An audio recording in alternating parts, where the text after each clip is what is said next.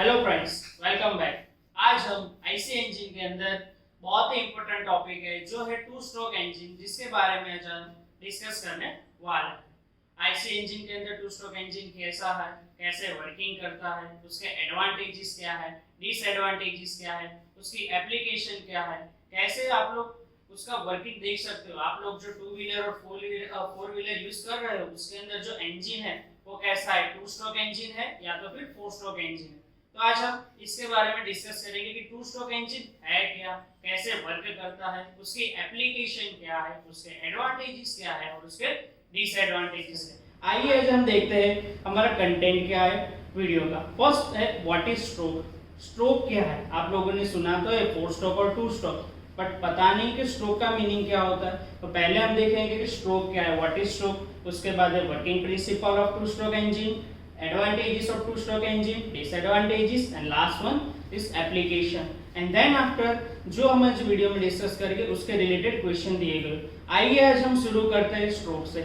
What is stroke? Stroke क्या होता है? आप लोगों ने सुना तो है टू स्ट्रोक इंजन और फोर स्ट्रोक इंजन। यहाँ पे आपको बताया गया है पिस्टन सिलेंडर वाली जो आईसी इंजन की जो अरेंजमेंट है वो दिखाई गई। यहाँ पे टॉप डेड सेंटर है और बॉटम डेड सेंटर बताया गया है। उसके बीच में जो हमारे पिस्टन की लीनियर मूवमेंट होती है, लीनियर मोशन जो होती है, उसको क्या बोलते हैं? हम स्ट्रोक बोलते हैं।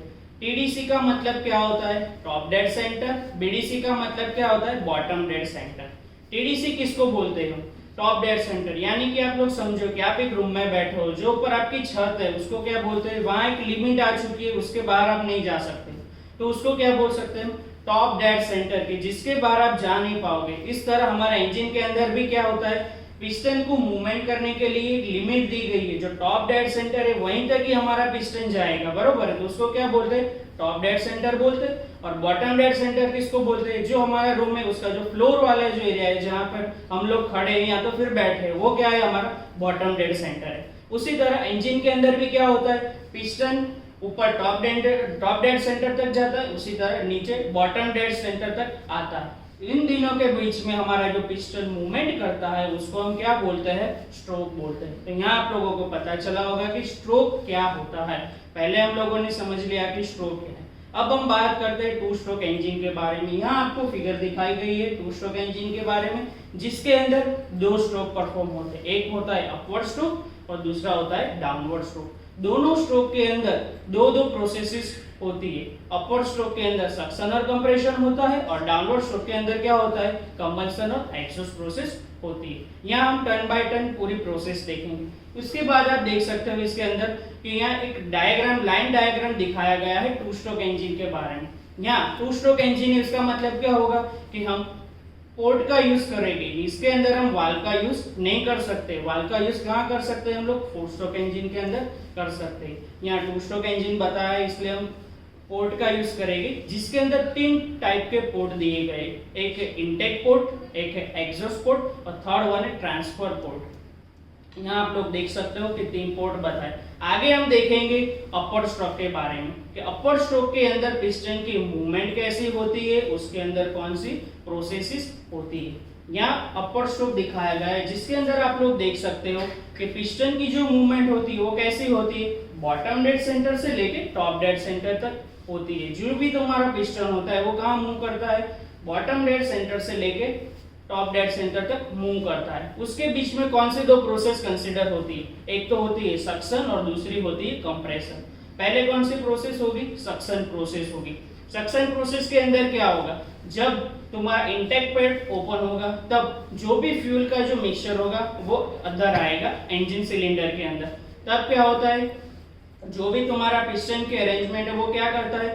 बॉटम डेड सेंटर तरफ होता है। तब इंटेक पोर्ट से जो भी फ्यूल आता है वो आने की वजह से क्या होता है? पिस्टन धीमे धीमे कहाँ मूव करने लगता है? धीरे धीरे से वो ऊपर की तरफ मूव करने लगता है। बाद में सक्शन का स्ट्रोक परफॉर्म हो गया, उसके बाद जो भी पिस्टन की मूवमेंट टीडीसी की तरफ जा रही होती है उस तरफ कौन सी प्रोसेस होती है? कंप्रेशन प्रोसेस होती है। इस तरह एयर फ्यूल का मिक्सचर इंटेक पोर्ट के जरिए आता है, वो सक्शन प्रोसेस होती है। उसके बाद पिस्टन की मूवमेंट टॉप डेड सेंटर तरफ जाती है, तब कौन सा ऑपरेशन परफॉर्म होता है? कंप्रेशन होता है। उसके बाद हम देखते हैं downward stroke of the piston. Upward stroke के अंदर दो प्रोसेस फॉलो हुई, उसका मतलब एक स्ट्रोक खत्म हो गया, बरोबर है, उसके अंदर दो प्रोसेस हुई, कौन सी हुई, सक्शन और कंप्रेशन। अब इसके बाद है दूसरा स्ट्रोक है, उसका तो क्या बोलते हैं हम लोग, downward stroke. Downward stroke of the piston. यहाँ आप लोग देख सकते हो कि जब पिस्टन की मूवमेंट क्या बताई गई है, टॉप डेड सेंटर से लेके बॉटम डेड सेंटर तरफ हो रही है। पिस्टन कहाँ मूव कर रहा है, हमारा टॉप डेड सेंटर से बॉटम डेड तरफ मूव कर रहा है, जिसके अंदर दो प्रोसेस फॉलो होती है। कौन सी प्रोसेस है, एक है पावर स्ट्रोक और लास्ट वन है एग्जॉस्ट स्ट्रोक।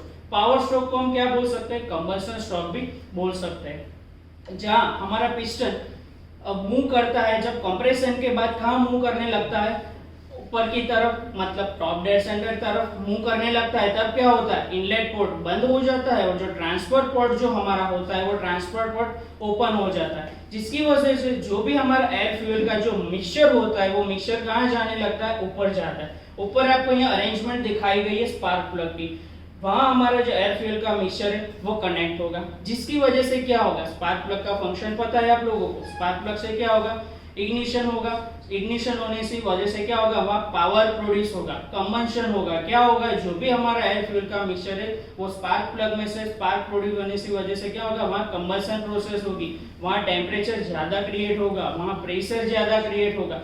जो प्रेशर ज्यादा क्रिएट होने की वजह से क्या होगा, अब हमारा जो पिस्टन है वो कहाँ मूवमेंट करने लगेगा, नीचे की तरफ। मतलब क्या हुआ, पिस्टन की मूवमेंट टॉप डेड सेंटर से लेके बॉटम डेड सेंटर तरफ होने लगती है। क्यों ऐसा होता है, क्योंकि कंबंशन होने की वजह से, इग्निशन होने की वजह से क्या होता है, जो भी प्रेशर और टेम्परेचर वो दोनों चीज इंक्रीज होने की वजह से क्या होता है, वो पिस्टन को नीचे की तरफ फोर्स देता है, इसलिए पिस्टन की मूवमेंट क्या होती है, टीडीसी से लेकर बीडीसी तरफ मूव करने लगता है। उस टाइम क्या होता है, हमारा ट्रांसफर पोर्ट है और इनलेट पोर्ट दोनों बंद हो जाएगा। उस वक्त जब पिस्टन नीचे मूव करने लगेगा तब उसके पास में जो अरेंजमेंट दिखाई गई है, कौन सी, एग्जॉस्ट पोर्ट बताया गया है। तो एग्जॉस्ट पोर्ट के जरिए जिसका भी कंबंशन नहीं हुआ है वो जो हमारा मिक्सचर वो क्या होगा, एग्जॉस्ट पोर्ट के जरिए बाहर निकल जाएगा, और जो भी फ्रेश चार्ज है हमारे वो क्या होगा, क्रैंकशाफ्ट के जरिए इनलेट के थ्रू अंदर आएगा इंजन सिलेंडर के अंदर। तो यहाँ आप लोगों ने देखा डाउनवर्ड स्ट्रोक ऑफ द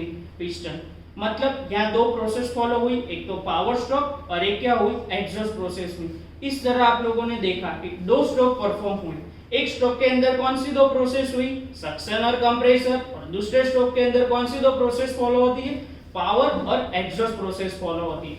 यहाँ हम एक चीज बता सकते हैं कि जो क्रैंकशाफ्ट होती है हमारी, उसका कितना मूवमेंट होता है, वन रेवोल्यूशन, वो जो क्रैंकशाफ्ट होती है वो एक रेवोल्यूशन कंप्लीट करता है, तब भी हमारी चार प्रोसेस कंप्लीट होती है।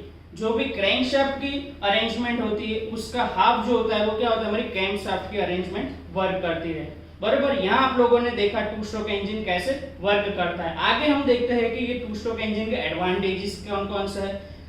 एडवांटेजेस में क्या बताया गया है, power required for exhaust and suction stroke is save. यहाँ एक स्ट्रोक के अंदर दो प्रोसेस फॉलो करते हैं, बरोबर है, इसलिए पावर हमारा क्या होगा, सेव हो जाएगा, एक्स्ट्रा पावर की रिक्वायरमेंट नहीं रहेगी। आगे क्या है, more uniform turning movement compare to four stroke engine, hence lighter flywheel is required. Flywheel कौन सा चाहिए हमें, इसके लिए लाइटर फ्लाईव्हील यूज कर सकते हैं। थर्ड वन है same power output, to stroke engine occupy less space. To stroke engine है वो फोर स्ट्रोक से क्या होगा, लेस स्पेस यूज कर सकता है, बरोबर। उसके बाद है for the same power output two stroke engine occupy less space. Two stroke engine are lighter than same power from the four stroke engine. जो वेट होता है वो टू स्ट्रोक इंजन का कैसा है, लाइटर होता है फोर स्ट्रोक इंजन से, उसका वेट कम होता है। उसका जो कंस्ट्रक्शन और वर्किंग है टू स्ट्रोक इंजन का वो भी क्या है, सिंपल है। और लास्ट है लेस मेंटेनेंस, टू स्ट्रोक के अंदर हमको मेंटेनेंस बहुत नहीं आएगा। इसके बाद हम देखते हैं एडवांटेजेस कौन कौन सा है टू स्ट्रोक इंजन के। टू स्ट्रोक इंजन के डिसएडवांटेजेस बताए गए, more consumption of the lubrication oil. Two stroke engine के अंदर जो कंजप्शन होगा ऑयल का वो क्या होगा, ज्यादा होगा। At high load two stroke engine does not run smooth. जब हमारा इंजन पर लोड ज्यादा आएगा तब टू स्ट्रोक इंजन हम यूज नहीं कर सकते, वो इसका डिसएडवांटेज है। और लास्ट वन है high speed two stroke engine are less efficient due to reduce volumetric efficiency.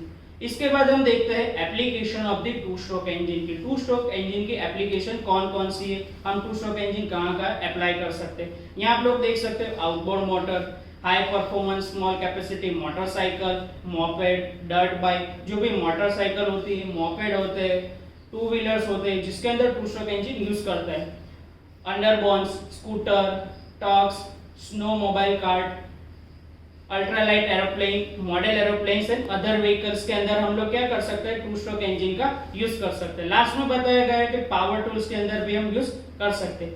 आज दोस्तों हम लोगों ने इस वीडियो के जरिए टू स्ट्रोक इंजन के बारे में जो भी चीज समझी है, सोची है, जो भी आप लोगों ने यहाँ वीडियो के अंदर देखा है, समझा, उसके बारे में यहाँ मैंने क्वेश्चन दिखाए गए, वो आप सॉल्व कर सकते हो जो लिंक के अंदर दिए गए। Thank you.